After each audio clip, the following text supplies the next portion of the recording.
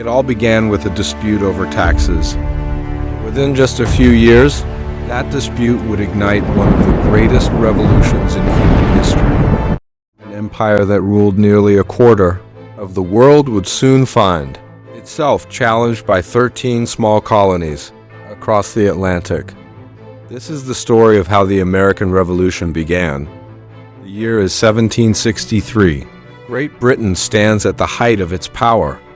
After defeating France in the 7 Years' War, Britain has become the world's most powerful empire. Its territories stretch across North America, the Caribbean, Europe, Africa, and Asia. To many, it seems as though British rule is stronger than ever. Yet beneath this image of strength lies a serious problem. Victory has come at an enormous cost. Years of global warfare have left Britain carrying a massive national debt.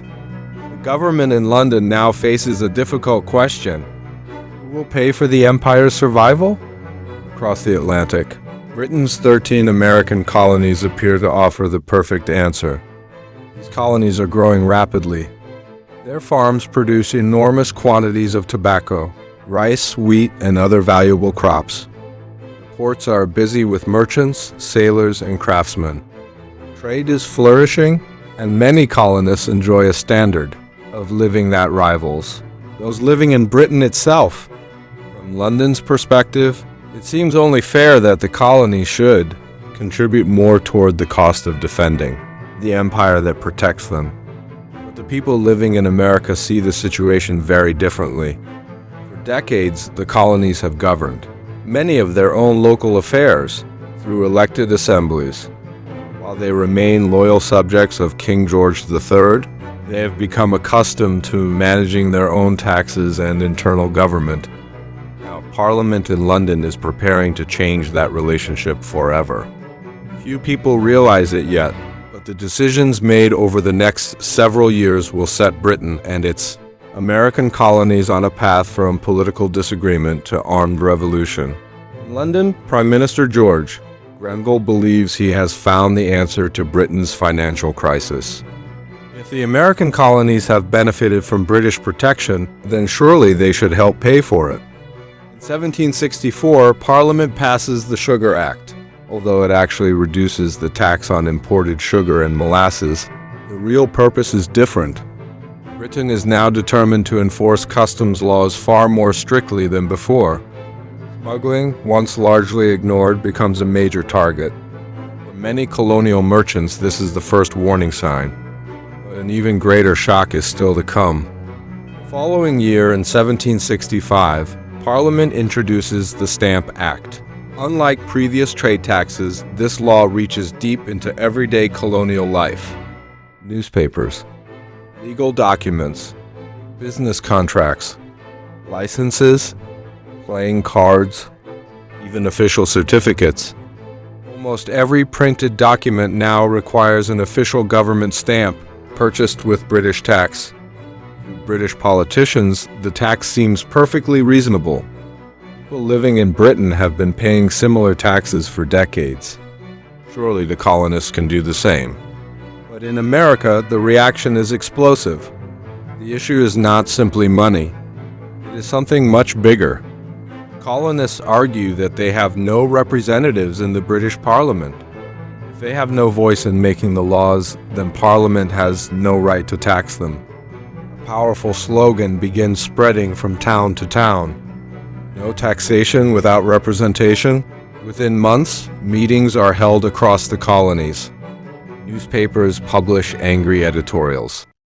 Lawyers, merchants, and ordinary citizens begin questioning Parliament's authority. Even many people who still consider themselves loyal, British subjects believe something fundamental is being violated: their constitutional rights. Back in Britain, George Grenville dismisses these complaints. He argues that the colonies already enjoy what he calls virtual representation. According to this idea, every member of Parliament represents the interests of the entire British Empire, not just the people who elected them. But few colonists accept this explanation. Even inside Parliament, some respected politicians openly disagree. One of Britain's greatest statesmen, William Pitt the Elder delivers a powerful speech. He declares that Parliament has no right to impose taxes on the American colonies without their consent. His words inspire many people across the Atlantic. Meanwhile, resistance in America continues to grow. In Virginia, a young lawyer named Patrick Henry becomes one of the loudest voices against British taxation. Standing before the Virginia House of Burgesses, he argues that only the people's own elected representatives have the right to tax them. His speeches electrify the colony. Among those listening carefully is a quiet 22-year-old law student. His name is Thomas Jefferson. At the time, few could imagine that this young Virginian would one day write one of the most important political documents in history. But for now, the conflict remains political. Neither Britain nor the colonies yet realize that these arguments over taxes will soon lead to something far more dangerous. The road toward revolution has truly begun. By the end of 1765, the resistance had spread throughout the 13 colonies. Public meetings became larger. Newspapers printed powerful arguments against British taxation. Merchants agreed to stop importing British goods. The economically reached London. British manufacturers, suddenly losing business in America, demanded that Parliament change its course. Facing growing political pressure, a new Prime Minister, Lord Rockingham, decided to reverse Grenville's unpopular policies. In 1766, Parliament officially repealed both the Sugar Act and the Stamp Act. Across America, church bells rang. Crowds celebrated in the streets. Many colonists believed the crisis was finally over, but the celebration did not last long. The very same day that Parliament repealed the Stamp Act, it passed another law. It was called the Declaratory Act. This law declared that Parliament had the full authority to make laws for the American colonies. In all cases whatsoever, to many colonists, the message was unmistakable. Britain had withdrawn one tax, but it had not surrendered its power. The argument over authority was far from over. Only a year later, Parliament struck again. In 1767, Chancellor of the Exchequer Charles Townshend introduced a new series of taxes, known as the Townshend Acts. These duties were placed on imported goods such as glass, paper, paint, lead, and tea. Unlike the Stamp Act, these taxes targeted imported products rather than printed documents. The reaction was almost identical. Colonial assemblies issued formal protests. Merchants organized another boycott of British goods. Across the colonies, ordinary citizens pledged not to buy imported British products. The movement grew stronger every month. At the same time, a new generation of resistance leaders emerged. In Massachusetts, Samuel Adams became one of the most influential voices of the Patriot movement. He believed that Britain's actions threatened not only colonial prosperity, but also the basic rights of free people. Alongside him stood wealthy merchant John Hancock, respected physician Joseph Warren, and skilled silversmith Paul Revere. Together, they helped organize a growing network known as the Sons of Liberty. The organization operated across several colonies, encouraging protests, public meetings, and resistance against British rule. As tensions increased, Britain decided to send more soldiers to America. In 1768, British troops arrived in Boston, the center of colonial resistance. Officially, they had come to restore order. Many colonists saw their arrival as something very different. To them, these soldiers were not protectors. They were an occupying army. Every day, armed red-coated soldiers marched through Boston's narrow streets. Arguments between soldiers and local citizens became increasingly common. Small disputes often turned into violent confrontations. The atmosphere grew more dangerous with each passing month. Neither side trusted the other anymore. And before long, one tragic night in Boston would change everything. By 1770, Boston had become one of the most politically divided cities in the British Empire.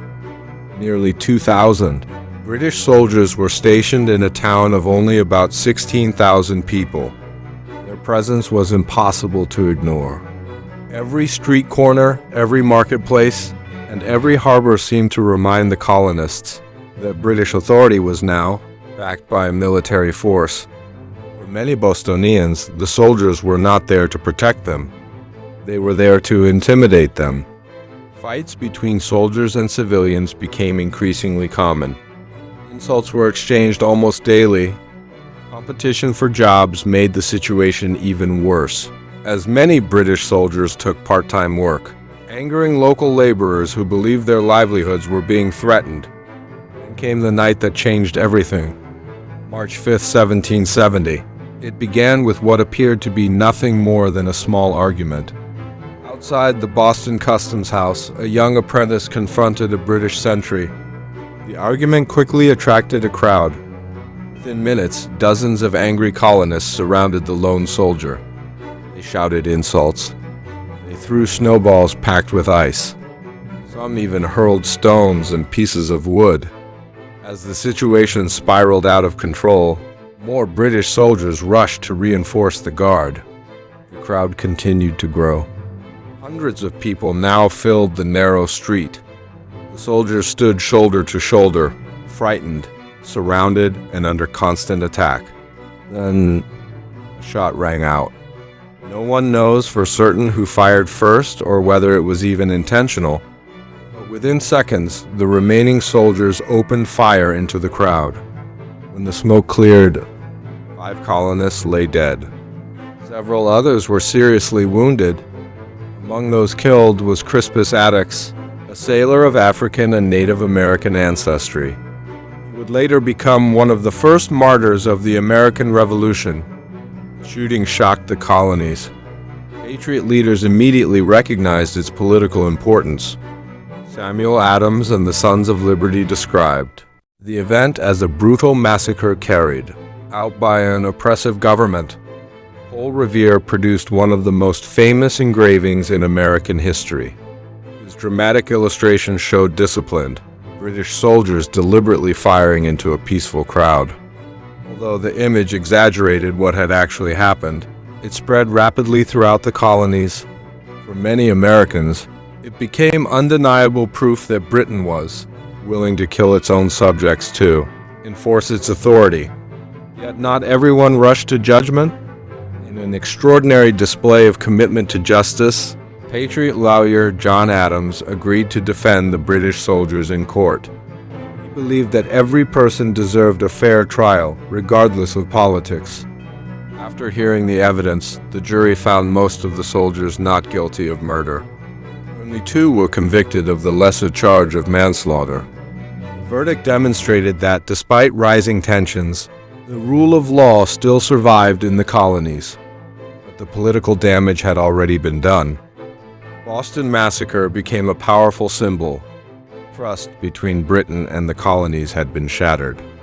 Although violence temporarily subsided, both sides now viewed each other with growing suspicion. The conflict was no longer just about taxes. It was becoming a struggle over power, liberty, and ultimately independence. The next crisis would push America even closer to revolution. Although the violence in Boston had faded, the conflict between Britain and its American colonies was far from over.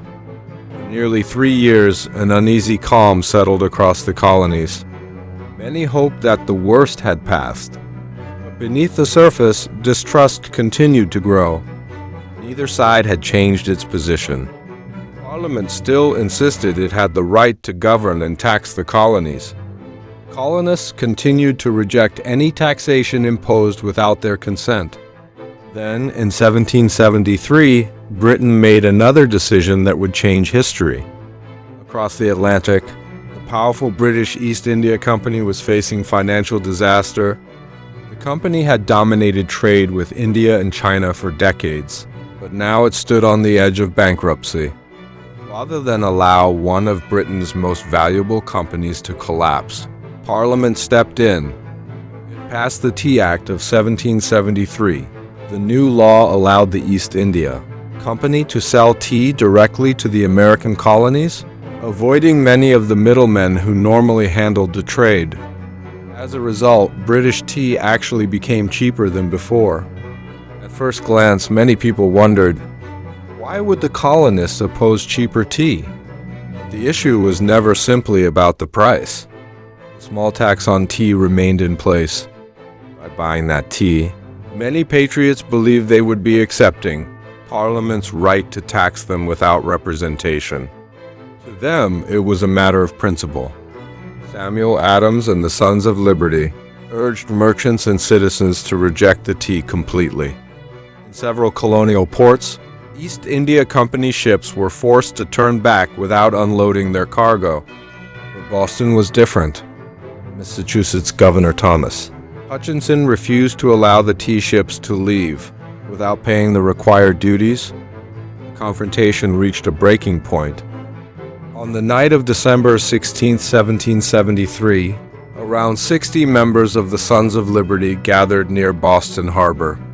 To conceal their identities, many disguised themselves as Native Americans, symbolizing that they now saw themselves as Americans rather than simply British subjects. Silently and with remarkable discipline, they boarded 3 British ships. They did not steal anything. They did not harm the crews. Instead, they opened 342 chests of tea and emptied every last leaf into the freezing waters of Boston Harbor. By sunrise, nearly 46 tons of tea had disappeared beneath the waves. The event would become famous around the world as the Boston Tea Party. For the Patriots, it was a bold act of resistance. For the British government, it was an unforgivable attack on royal authority and private property. When news reached London, King George III and Parliament were furious. In their eyes, the colonies had crossed a dangerous line. This was no longer a peaceful protest. It was open defiance against the British Empire. The government decided that Boston and the entire colony of Massachusetts had to be punished. In 1774, Parliament passed a series of harsh laws that became known in Britain as the Coercive Acts. The colonists gave them another name, the Intolerable Acts. Boston Harbor was closed.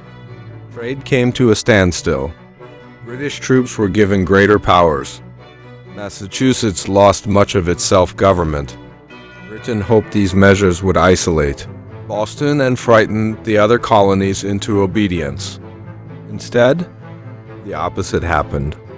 For the first time, colonies that had often argued among themselves began standing together. Across America, people sent food, money, and supplies to the citizens of Boston. Many now believe that if Britain could punish Massachusetts today, tomorrow it could do the same to every colony. The divisions that had once separated the colonies slowly began to disappear. A united resistance was taking shape. And before long, representatives from across America would gather for the first time to decide their common future. The American Revolution was now only one step away.